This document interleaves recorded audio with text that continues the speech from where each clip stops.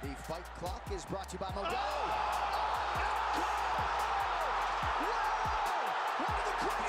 Let's talk about what happened to Blockbuster. If you were alive during the 90s and early 2000s when Blockbuster was at its peak, you know it wasn't just a video store, it was an experience. You're there with your family, walking down different aisles, looking at movies. You pick out some candy and popcorn and anxiously wait to go home and watch these movies with your friends and family. At the time, it was the best way to get movies. You didn't want to spend money buying the whole DVD, so you went to Blockbuster. At that time, it was a great business model. We'll look at where they went wrong, and hopefully, none of the companies you're investing in are making these mistakes. In this video, we're going to talk about what really happened in that $50 million meeting with Netflix. When Netflix launched in 1997, Blockbuster was the undisputed champion of the video rental industry. Between 1985 and 1992, this video rental chain grew from its first location in Dallas, Texas, to more than 2,800 locations around the world. Was Netflix the nail in the coffin for Blockbuster? If you look at the graph of Blockbuster's revenue and the number of Blockbuster locations, it started going down after 2005. Back in the day, Netflix used to mail in movies to you instead of streaming like we see today. Netflix was always a subscription-based service. In the year 2000, Blockbuster declined a deal to purchase Netflix for over $50 million. Reed Hastings, the CEO of Netflix, was interviewed detailing his experience with this $50 million meeting, saying, "By contrast, I was a nervous wreck. Mark and I had co-founded and now ran a tiny 2-year-old startup, which let people order DVDs on a website and receive them through the US Postal Service. We had 100 employees and a mere 300,000 subscribers and were off to a rocky start. That year alone, our losses would total $57 million. Eager to make a deal, we'd work for months just to get NTOCO to respond to our calls. We all sat around a massive glass table, and after a few minutes of small talk, Mark and I made our pitch. We suggested that Blockbuster purchase Netflix, and then we would develop and run Blockbuster.com as their online video rental arm. NTOCO listened carefully, nodded his head frequently, and then asked, how much would Blockbuster need to pay for Netflix? When he heard our response, $50 million, he flatly declined. Mark and I left. That night, when I got into bed and closed my eyes, I had this image of all 60,000 Blockbuster employees erupting in laughter at the ridiculousness of our proposal. Of course, NTOCO wasn't interested. Why would a powerhouse like Blockbuster with millions of customers, massive revenues, a talented CEO, and a brand synonymous with home movies be interested in a flailing wannabe like Netflix? What did we possibly have to offer that they couldn't do more effectively themselves? Reed Hastings finishes off this interview by saying, "It was not obvious at the time, even to me, but we had one thing that Blockbuster did not, a culture that valued people over process, emphasized innovation over efficiency, and had very few controls.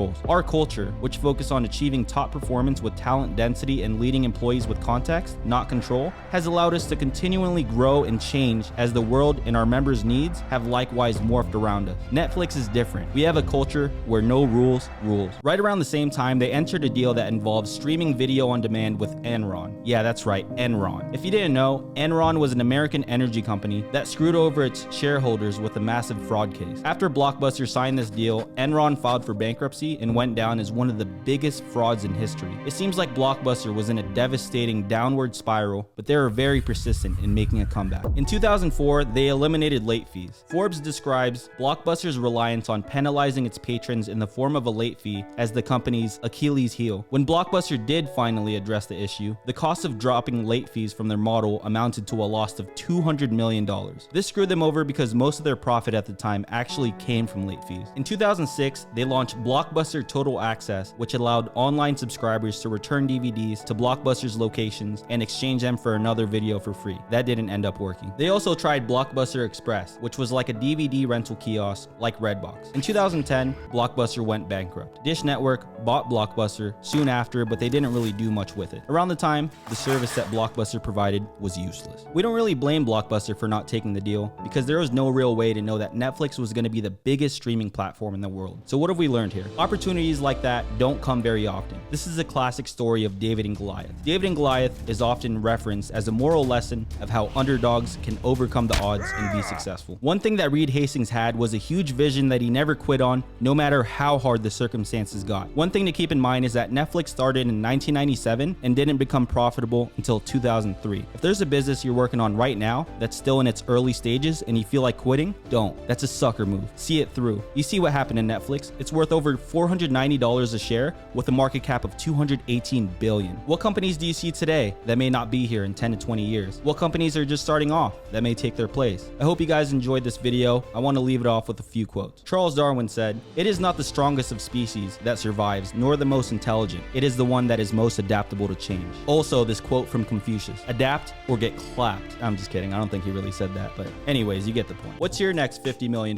meeting? Comment down below which companies you think won't be around in the next 10 years and which companies might take their place. Best comment gets shouted out in the next video. We appreciate all of you guys watching, and we want to hit our goal of 1,000 subscribers by the end of July. So if you could like, subscribe, and hit that notification bell, it would mean a lot. Also, we want to thank everyone who has subscribed and helped us hit our goal of 100 subscribers. You guys are awesome. Have a great rest of your day. Peace.